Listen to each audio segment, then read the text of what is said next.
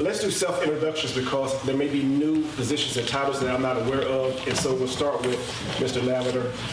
Far in, please. Pastor, thank you very much. Carl Lavender, and I am the Chief Equity Officer and Interim CEO at Foundation for a Healthy St. Petersburg.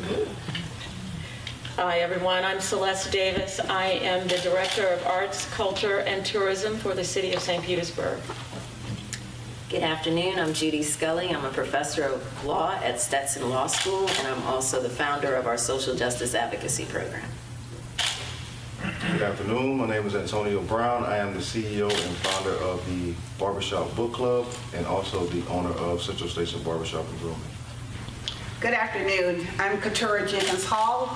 I'm a clinical psychologist with my own practice called Grace. I'm also an associate pastor, and I'm a visiting professor at Eckerd College. I teach a course called Health, Equity, and Social Justice. That's just a few things that I do.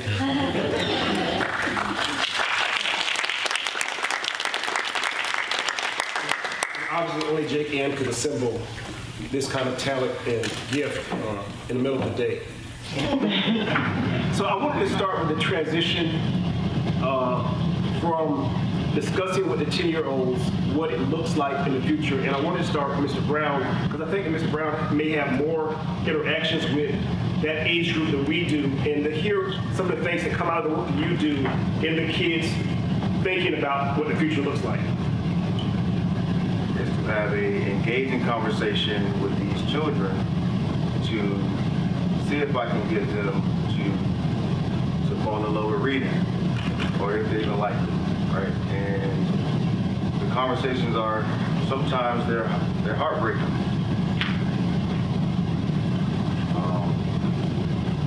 These are very heartbreaking conversations. Sometimes dealing with these conversations and these situations, sometimes they'll have you in, very immediate places of response and alert. So for me, I was just talking with one of my kids the other day about reading, and they cried because they didn't like to read. And they were excellent readers. He could read very well, but he cried because I wanted him to read out loud to me. So dealing with children is very,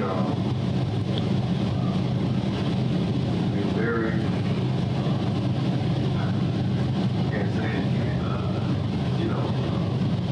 I just gravitate, I'm very passionate about it. So it's very challenging, yes. So, and I have no experience. That's another thing. I just have my own life experiences I've dealt with as a young black male, growing up without a father, without any proper tutelage, what it's like to be a man, what it's like to take on responsibility like I do in the community.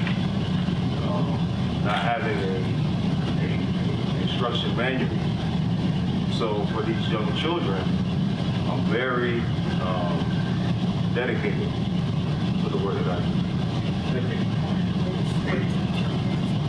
Mr. Lavender, you had Eric Michael Dyson recently at the center, so another space where can you pull from that experience as you all polled those students and spoke about what their lives and what the future looks like? Sure. Let me put it in perspective. The center he's referring to is the Center for Health Equity that we opened in St. Petersburg 2019-ish. Eric Michael Dyson was what we call our Speakers Who Inspire. And we brought him in to be the keynote speaker for our first ever youth summit called BIPOC Youth Summit, Black and Indigenous People of Color, youth that are aspiring to play a leadership role in their community, in their school, and hopefully will succeed a lot of our politicals at some point, and corporate leaders who we have, at this point in Florida, particularly need a special attention given to. But the comments that came back from young people were very, very clear in that they know there's a role to play, but universally the message was, how do we get the adults to believe in us more, to come to where we are and accept us where we are, and began to strategize with us, not for us or to us, came across loud and clear. There's future to that, but it's a relevant discussion for us to have, especially as boomers face the window of retirement and legacy building. How our youth are prepared to take on that role is of particular importance to me as a black male in this space, in my profession, where I work, but also for the broader community. One of the consultants I do is with an aftercare program providing psychological services to children, Master Kids, with Pritchett with the Shirley Proctor Puller Foundation. And when I talk to them about what is happening for them in the future, they are pretty much concentrating on what's happening in the here and now. They're concerned about safety. They're concerned about health. They're concerned about parents and loved ones who are incarcerated.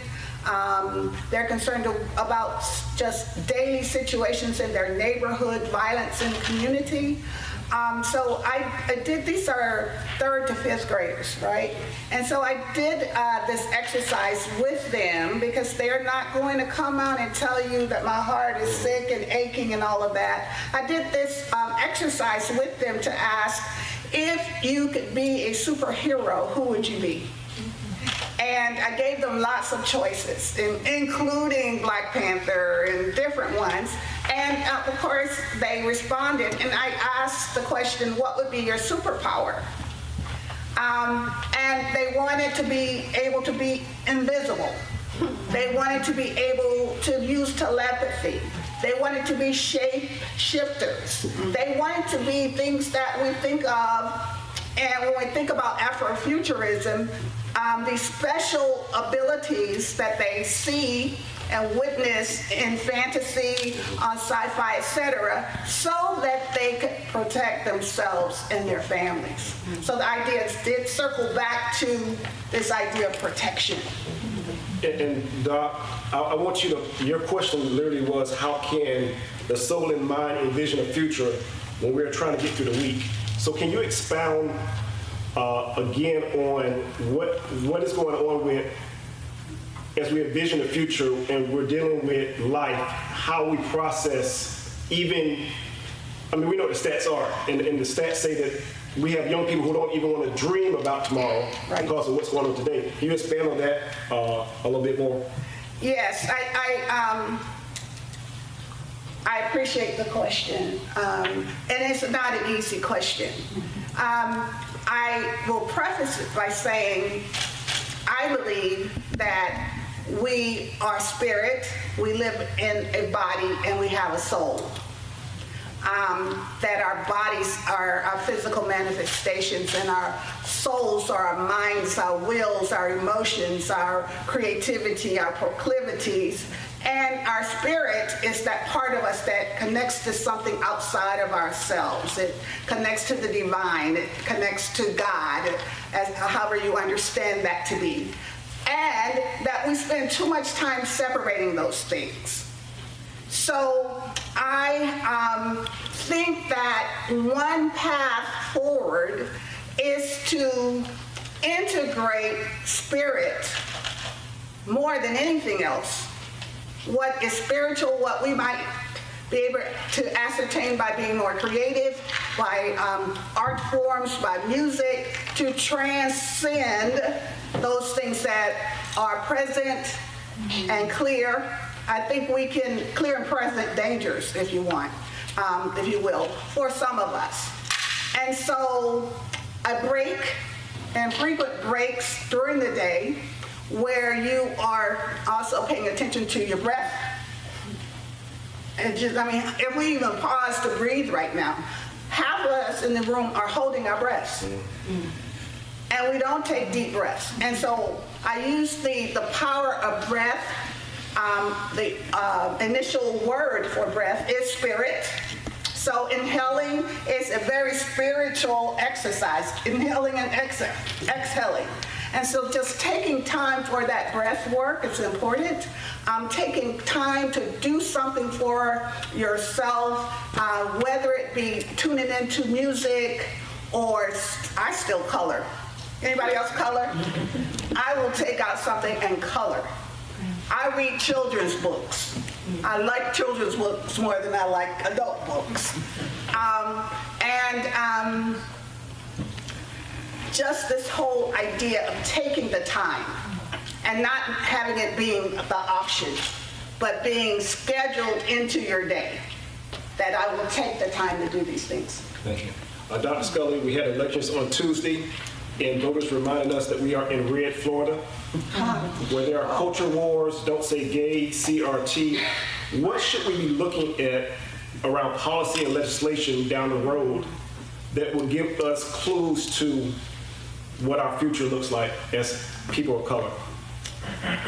Interesting that you're asking me about elections and legislation, because one of the things that really hit home for me as I watched the redness, the bloodletting in this election was that we live in a state that is really dominated quite heavily. 2/3 of our legislature is not just Republican, but far-right Republican, and are supporting bills like you just mentioned. Don't say gay, the anti-CRT movement, all of that. And we have to be realistic about what we can accomplish legislatively, honestly. When we talk about public policy, we have to step back for a moment and really be realistic about how we're going to make change. Right now, it's not going to be at the legislature. We might have some moderate things that, celebrate culture coming out of the legislature, but in terms of actually changing our curriculum to be more progressive, that's not going to happen. In terms of changing criminal legal reform that would really protect our children, that's not going to happen. And so we have to really think about what our alternatives are, and our alternatives are us. We are our own answer in terms of stepping forward from our community and making sure that we protect our own children, that we also support programs like the one that Antonio was talking about, that we also make sure that we as a community are thinking about and thinking creatively about how to create spaces for children to dream in, right? We don't even treat children as if they're children in this state, right? This is a state that is known for, notoriously known for incarcerating more children as adults, charging them as adults in court, sentencing them to adult jails and prisons, and basically ruining their lives through that process, right? And so we really have to take a look at what we are facing right now to even be able to think about what are we going to do in the future. And I believe our answer to that isn't the legislature or public policy in this moment of time, but it's really about community action and supporting nonprofit organizations and projects that are focused on preventing crime in our communities, really engaging our children in activities that keep them creatively engaged, and helping them to have a space where they actually feel like they are children as opposed to being treated as adults. Thank you. For anyone to speak to, I want to lift up this thought, though this is a festival for Tampa Bay, does the future look like it's somewhere else for some of us? There has been a time when African Americans have gone to Europe and other places to escape the clarity of what America is, and many of us were heartbroken in 2018 when Amendment 4 was passed by 90+%, and then within a few months the legislature met and they showed us what they thought about re-entry rights. And so is the future somewhere else possibly for African Americans as we look at the reality of what Florida is? Are you asking anyone? For whoever's interested. Is a future someplace else? I guess my first thought is I want to claim my space here. My grandfather served in World War II. My father was a big advocate for voting rights and in the community. And so I honor my personal legacy by saying that I want to stand my ground here and I want to represent here. And as you were saying, I want to have my scope of influence to be in my community. I don't want to feel diminished by someone else's idea of who I am or what I can do. So, I'll also respond. I believe that it's not either or. I think it's and, right? So my future is both here and all over the world, and that's made possible by technology. I am physically here and committed to the work in this space, but I can at once experience a FaceTime call with my brothers and sisters in Africa and people that I've met all over the world. And so I don't give up on, our politics are all messed up here right now. But I'm not giving up because there's more to the political front than just voting. So there are ways to remain active in pushing for those things that we know, not just the panel, we know are right to push for.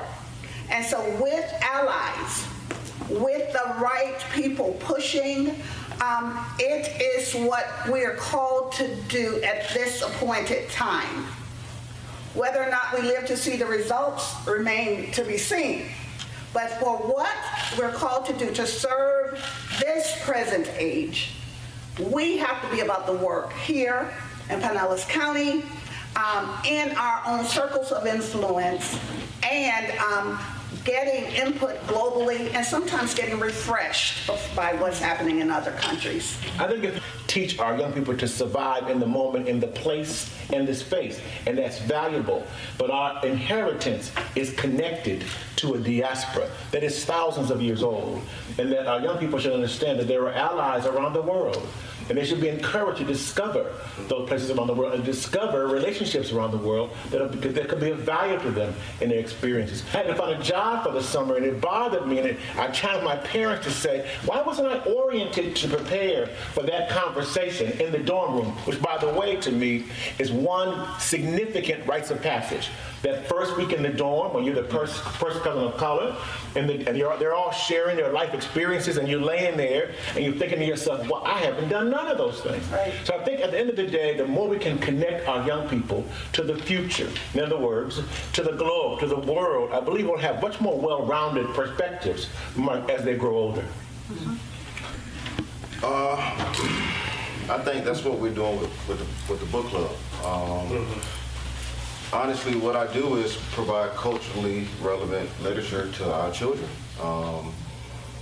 Listen, our education system has failed our children when it comes to providing name, image, likeness.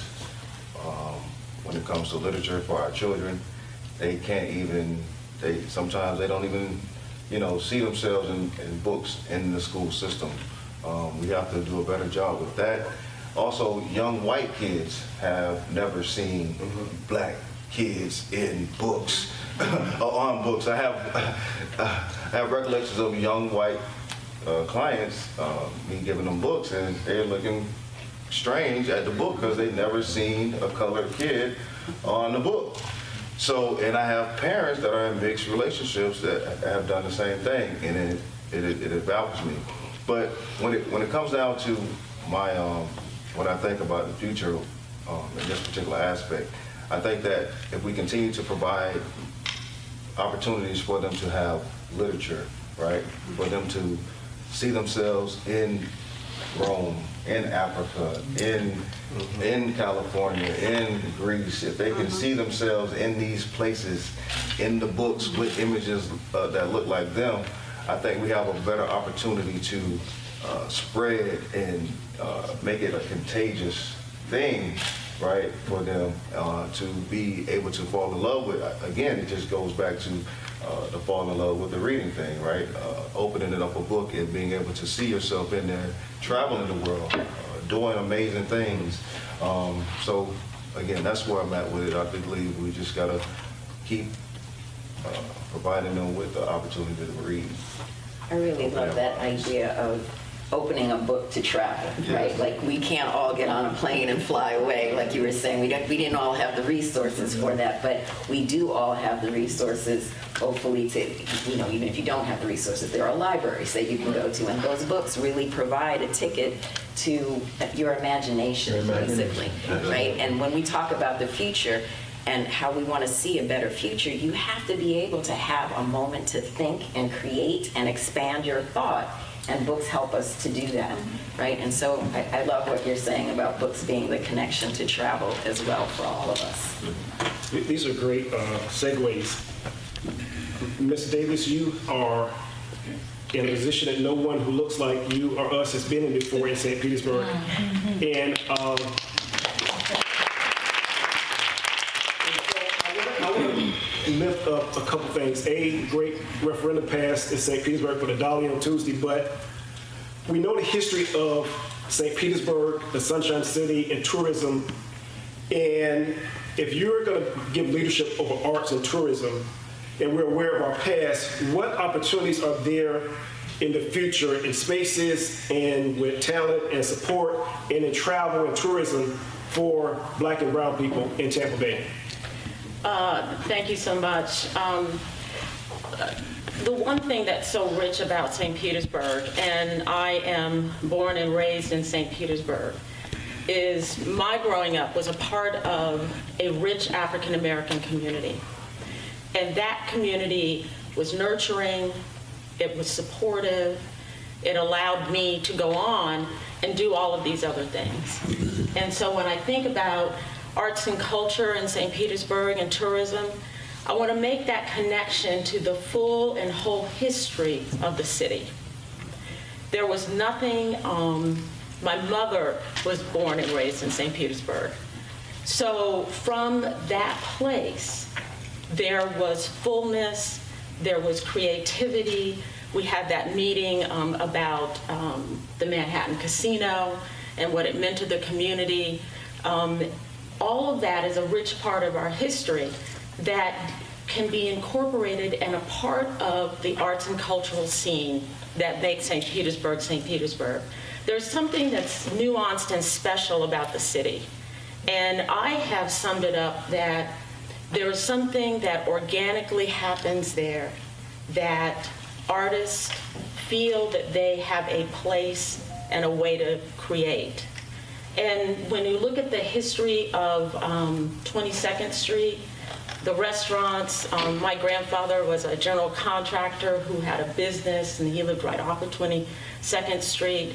That's because there was something there in the community that nurtured that kind of spirit. And I think of that spirit as still being present.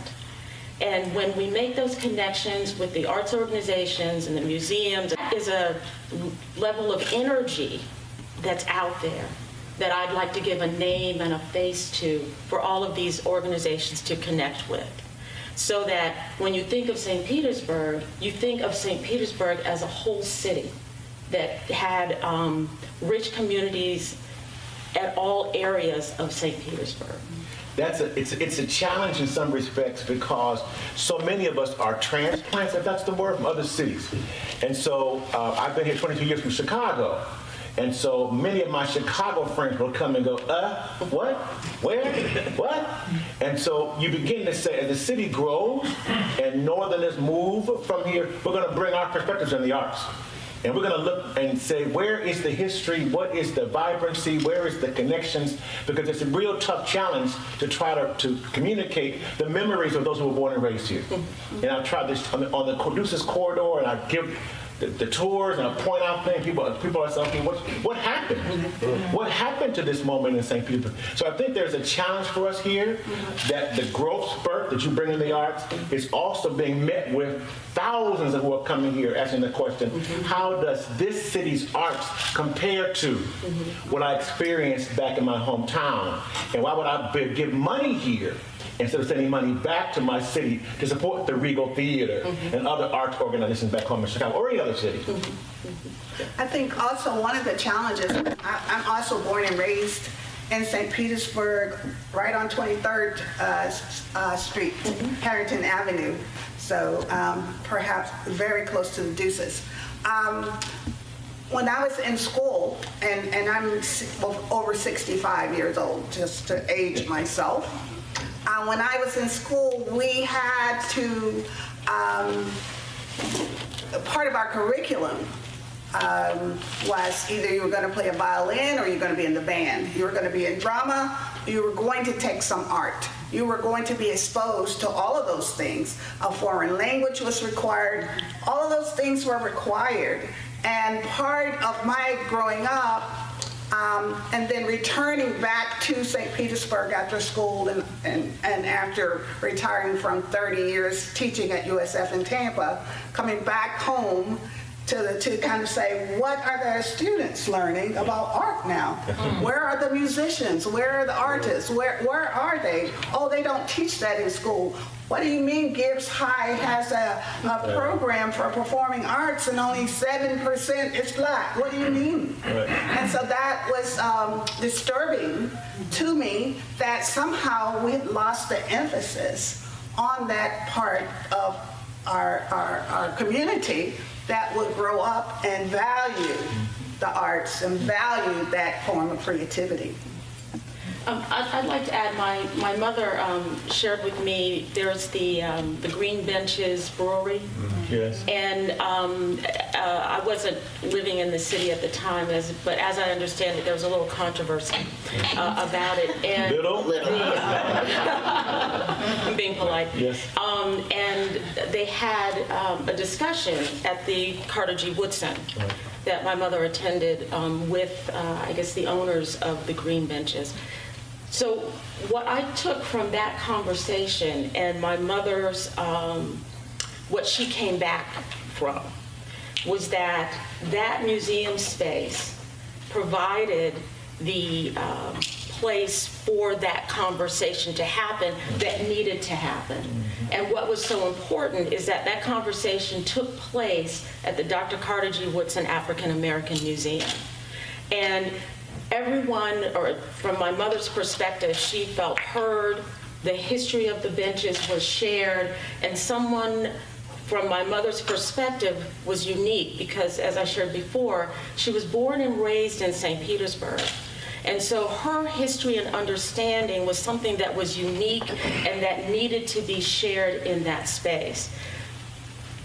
I look back, and when I came to visit, she insisted that we go to the brewery. She's not a beer drinker, but she insisted that we go to the brewery and that she say hello to the owner and just remind him that she had been there. That's what happens when you begin to dialogue and you tell the whole story. It's not that the Green Benches Brewery isn't there, it's there. But more of the whole story was shared, and the Woodson Museum created the space for that to happen. Yeah, that's a good place to be for this transition that I wanted us to talk about and all of us to participate in. We're opening up the festival this weekend in Largo, which for some of us is very interesting, to be kind. And I say this, what does our future look like if we don't embrace being regional as Tampa Bay and build coalitions and partnerships going forward? The regional conversation is an important one. From those of us who are, again, I don't see myself as just a St. Petersburgian. I value where I live. I live in Whitewood Heights. I get it. But I've always traveled the Bay Area. I've always been a part of the Bay Area, from the Sarasota community to here in Seminole and other places. I think it's an important timing to bring in the regional conversation so that we have a much stronger platform to build on, or much stronger allyship to build on to look at the future. Because the future is regional, in my opinion. Strong local, but a regional economy is certainly going to be important. How do we talk about how we live? And that's very important now coming after COVID, because there are some people who survived COVID because they had 4 bedrooms, 4 baths, and others who had boats. How do we look at the future that may look like a family unit that we have gotten away from as African Americans in past 3 generations? So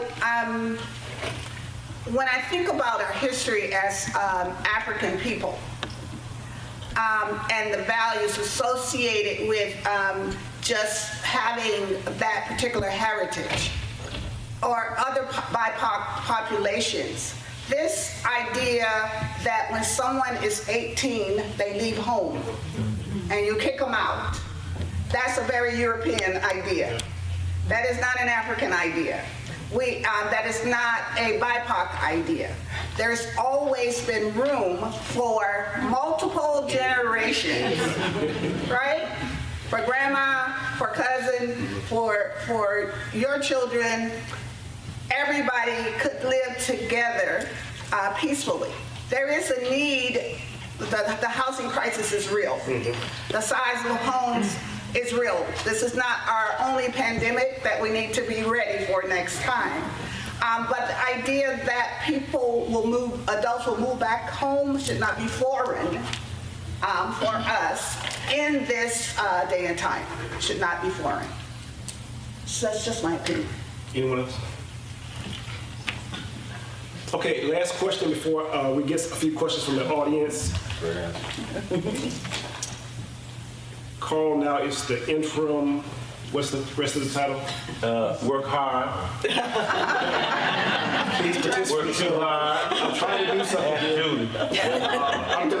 Thank you, Doc. We also mentioned Mr. Davis' new position, and I say this as someone who receives beautiful, wonderful letters from the members of the Suncoast Tiger Bay Club as the first Black president. There are Black mayors, Black new hires. Tampa Partnership is under Dr. Jones' new leadership. The economics department at the county is under the direction of Dr. Johnson. What does Black leadership look like in the future as our friends make the adjustment to what Black leadership looks like and how it operates and moves? Well, I think it's certainly about time. In philanthropy in particular, where only 7% of the staffers across the country are Black men. We don't hold a place. We haven't held a place in. So the timing is good, I believe, for us to be viewed as more than the outreach departments in places. We're oftentimes hired as the liaison to Black, as if we speak Blackese. So when you hire an organization, we don't have a South Side person. And by the way, South Side always means Black community. It's a code word. But nevertheless, so we're seen as that person in the office who speaks the Black. To that end, when we can emerge in positions of authority and authorization, signing off on wages and salaries, hiring and firing, moving boards of directors toward a strategic plan. I mean, those places give us leadership footprint that is necessary for our youth to see that. I went to the podium in our event on purpose for the broader audience of Black people to see me in this role. It's important to understand that we're not just the ball player. We're not just that. We are far more than that. And it's good for white people, especially on boards of directors who manage these corporations, to see us in meetings where I have the agenda. I'm managing the corporation's assets. I know how to invest and give good investment counsel. But in our case, I was on the team that moved our portfolio from Raymond James to Goldman Sachs. It was a place that I played deliberately so that the Goldman Sachs team would see in this place there's a Black man in that decision-making process. So yeah, I think the timing is good to see us in leadership, but beyond the usual predictable leadership places. Dr. Scully, are you still moving into spaces where you're the only person of color in the room? Oh, absolutely. I don't know if we will ever get away from that in this environment. And what you're saying about leadership for the future, one of the things that I hope for the future happens in terms of Black leadership is that we really become incredibly committed to being authentic, exactly who we are, to stop trying to assimilate and stop trying to really duplicate what has already been done, right? We were talking about freedom and creativity and the ability to express ourselves. I think it is nowhere more important than in leadership that we do that we be able to really 100% bring our full, authentic selves to the table and speak on behalf of our community and not be shy about that. There's so much bravery and courage that is needed right now in terms of Black leadership. And when I think about the future, it's not going to get easier. It's going to be more demanding on us to really tell it like it is. And when we live in a state like Florida where the anti-CRT bill and the anti-don't say gay bill is here, it's going to take even more courage for us to stand up against that and to say, listen, I don't care what the law says. This is what we have to be talking about right now in order for us to envision a future that is worth having, that is hopeful for our children, and that incorporates creativity, expression, art, music, dance as well, so that everyone can participate in envisioning themselves as authentic individuals with leadership qualities. That's good. I would add to that, in 30 years as a professor at University of South Florida in Tampa, for the most part, I was the only Black female in my department. That's the first Black female to graduate from USF years ago with a doctorate in psychology. This idea of being the first is, frankly, it's overrated. It's time out for being the first. Time out for being the first. Yes, we have to see Black leadership as normal. That's no, and predictable. And predictable. Yes. And equitable. Yes, absolutely. And different. And different if Like we're it's not going to be authentic. the same, Right. If we're authentic, it will be different. Were you ever the department head? I was never a department head. That was my choice. Okay. May I share one thing though? I recently gave a talk about the work of Carrie Mae Weems at the Tampa Museum of Art. Yes. And one of her most recent works are these huge images of her in Rome. And the canvases look black and white. She's all black, and her back is to the camera, and you've got these beautiful stone-colored rooms in front of her. And as I was talking about that work, I recall that Carrie Mae Weems was in Europe, and she'd just been awarded the MacArthur Foundation Award honor. And she ran into some friends from California, and they said, "Hey, wow, it's great to see you here." And they were chatting, and finally they said, "What you doing here?" As if somehow you're out of place. Right. And when I looked at those beautiful canvases of her work, and I saw this Black woman in all black against these, classic ruins, I realized that the statement that I heard or saw or read or what I gained from that piece is that I'm really clear. Every time I walk in a room, you see a Black woman, and I'm really glad about that. And my place is everywhere. That's what I get from that work. We got a couple minutes for questions from the audience. How do you suggest that the nonprofit community, in particular, both funders and the distributors of the various services, work in concert to sort of address those things that you mentioned? For community efforts, I think that what needs to happen as we're moving forward is that there be hyper-focus, right, in terms of evaluating what projects and what organizations are actually contributing to actual social change in the community, and really targeting and being very specific in terms of how they're using their funds and their resources to assist in that way. In terms of race relations as well as poverty issues, right? 'Cause Numbers. Right. But even that process, as a funder, even that process is competitive. So people oftentimes don't view the role of the funder as having to have to review many proposals with a case that's being made that says my organization or collaboration is progressive enough to warrant your investment in us. We get lots of those. And when ones decline, we get the feedback, you don't get it, you don't understand. We do Fully we do.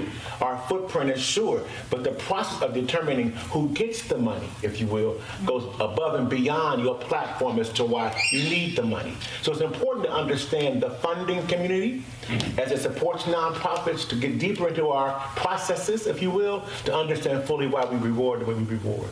That's important to know in this place around nonprofits. Someone like me in the space of lifting up Black leadership. What is my opportunity and my role in that space? I know Julie to be an authentic person and an anti-racist. And so what I see is for the Julies in the room, I see the cultural humility to listen and learn as you share yourself authentically. And when you see avenues that would make a difference, and you share that, and you come alongside, and that's how I see you being supported. And thank you. But generations living together, I think that's an example of interfaith work and also multi-generational that Black folks have always done. And so the example that I'm thinking about when I think about how Michelle Rayner was welcomed in our community, her work, and even explaining to some people the terminology and et cetera, and then we said, now show us what you're gonna do. And I think that we have to constantly, if we're gonna be, St. Petersburg has always had this image thing about being a big league town, but if you're gonna be a big league town, you gotta have these honest conversations and these broad relationships that are tension-filled. I mean, you know, Interdenominational Ministerial Alliance, you put Blacks and Jews and Catholics and gay and straight in a room and say, go do this work. We fall out on a regular basis. But that is the world we live in, so we don't have the luxury of doing like some parties. Anybody else? Yeah, I would like to add something about white allies who would like to support Black leadership. I mean, I think the skill of active listening is highly underrated, and I think like when I'm in circles with white allies, one of the things that I really desire is for our white allies to spend more time listening, like really actively listening to what people are saying and reflecting that back and making sure that they incorporate that into their own work as well, right? And I think that active listening is really shortchanged in almost every arena I can think of. But you asked the question about what can I as a white ally do? Really fundamentally commit to listening to those who are stepping forward, who don't look like you, who don't have the same perspective as you, who don't come from where you come from, and really try to grapple with what they're saying and not step away when you're uncomfortable as well, right? Because as you said, it is a very uncomfortable situation to be in, but to really be committed to getting comfortable with being uncomfortable. I love that. Listening, to me, listening with a plan to disrupt. Right. The data is coming back very clear, Pastor. Across the nation, white women are supporting the Republican Party platform. It is a startling piece of data where white women must challenge white women to say, what are you doing? You're voting against your best interest. You are my sister in this struggle. Why are you going that way? It's time for the awakening of white women to begin challenging each other. Listening to us for sure. I need you there for that reason. But it is a season where you must clarify for your sisters. You're moving in the wrong direction. You're listening to the wrong people. There are surprise victories in this county. School board for one, which is very clear the person who won in that seat, I won't name the name, is completely opposite to where equity is in education. Yet she won because her community supported her. We have a wake-up call right now that's going to require white women to begin speaking to white women and challenging them in school board meetings and city council meetings to say, you're moving in the wrong direction, my sister. Stop and move forward in the right way. Karen, you had a question? Yeah, thanks. So, I guess I understood, or I understand Afrofuturism, or what I understand of Afrofuturism, the term, is about visioning a joyful future. I think of I think of, Wakanda and like what another reality looks like other than the one that we have. So my question, or what I was sitting here thinking I'd like to hear from you all, is that vision statement. From each of you, what is the vision for the future of Black Tampa Bay, since that's the title of this panel? To see young people, young African American children feel empowered enough to move beyond whatever present circumstance they're in. And that happens when I think about the work that Alex Harris does with his youth programs. What happens to children who are interested in the arts is it opens up a window of opportunity to, as we kind of said before, to move beyond your immediate circumstances and get in touch with something else. I always say not everyone's going to be a Beyonce or a Jay-Z, or that's not it. But you begin to develop some empowerment ideas about who you are and how you want to be that happens in those arts environments that I think for the future lead children to feel empowered to then see whatever future they want to see, to be able to create whatever they'd like to create. And so that's what I envision for the future. I envision an economy that is equitable and communities that are diverse. Economies that are equitable, so that we don't have the disparate data. Now, in my role, you and I, all of us who are funders, we read data all the time. And it's startling that the data is showing up in indicators that are shocking around the Black economy and the brown economy of our county.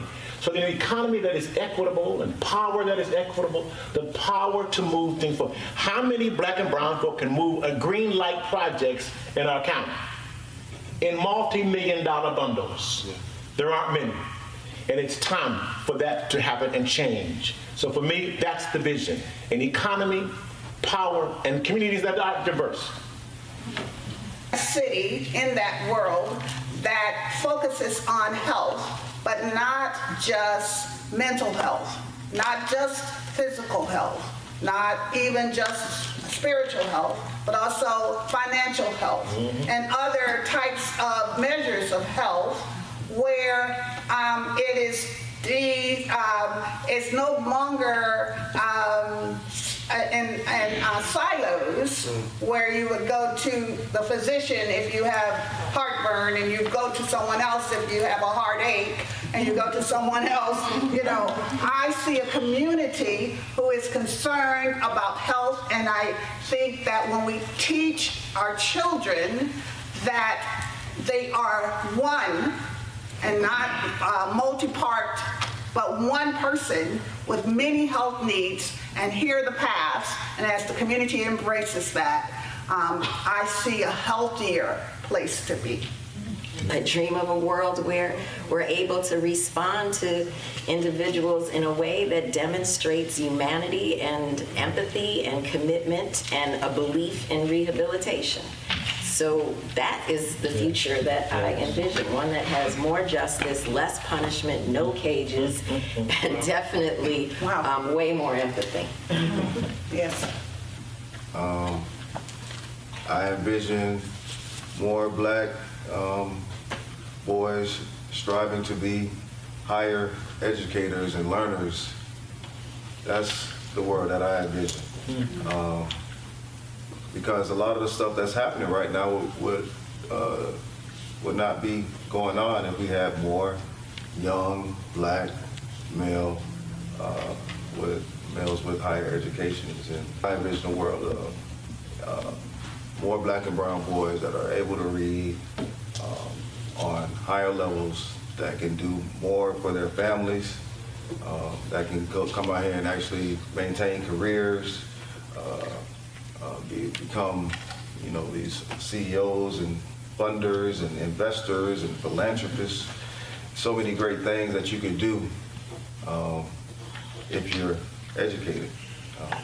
And that's one of the things that I envision. So that's my view. I want to follow up with Mr. Brown. First, congratulations, because I've seen you working in the community for all the time that I've been here, almost 10 years. So it's nice to see that the community support is starting to mobilize in your direction. But we still got our fingers crossed for JWB on the record. But they're doing a lot with SBP. Excellent. So you spoke of the children earlier, and I wanted to kind of follow up with that, particularly where it concerns the environments that they're coming from, because reading or the arts or education is sort of like an extracurricular thing or like a leisure thing that you do when there's, nothing else really to do. Yes. So basically what I learned, lack of value for education is what the environment is at home, right? So you have parents that have not graduated, right? You have parents that have graduated that have not went on for higher education. And then you have this syndrome that we have, right? So the thing is that you have opportunities as adults to go and get a higher education. You have an opportunity to go back to school. You have an opportunity to go and get these better careers for yourself. And then you have children that you're raising, and then you have this mentality that, a lot of parents, they don't finish. They'll start, but they don't finish. They'll start, but they don't finish, right? And a lot of times you have this same attitude when you're raising a child. They're watching everything that you're doing, right? And they're seeing these struggles that you're going through, and they're hearing the conversation that you're having, right? When I was a child, my grandmother used to always tell me, I'm on the phone, boy, go in the other room. Or get out this room. But today we have more of a lackadaisical type of relationship with our children, right? They're able to hear everything we say. They're repeating every word coming out of mouth. When you are over here and they're over there talking to their friends, they're basically saying what you said to your friends. So the home environment is very important, right? And it's very detrimental to our young children and their upbringing, right? So the environment is key. However, having another opportunity to have a space where you come into a barbershop, which is to me a cornerstone, right, in our community, which has been for centuries, right? And what people don't realize is that barbers used to be surgeons. We used to be dentists, right? And the meaning behind the barber pole, right, is the white means bandages, the red is for blood, and the blue is for veins. So it has nothing to do with cutting hair. It was always a medical term, right? So we always were in the community, helping in the community, doing something, right, actually to help impact the community in some way, shape, or form. But to your point, that is why I started the program, because of single mothers coming in the barbershop, having conversations with me about their child, their young boy, not doing well in school, acting out, right, and not having an opportunity to I guess, do better or get the assistance that they need, or trying to get that extra help that they need or could get. So my program is actually to help benefit single mothers as well, and let them see how I engage with their child in the barbershop for the 30 to 45 minutes that I'm with them. This has been some great time together. Won't you give our panelists a hand?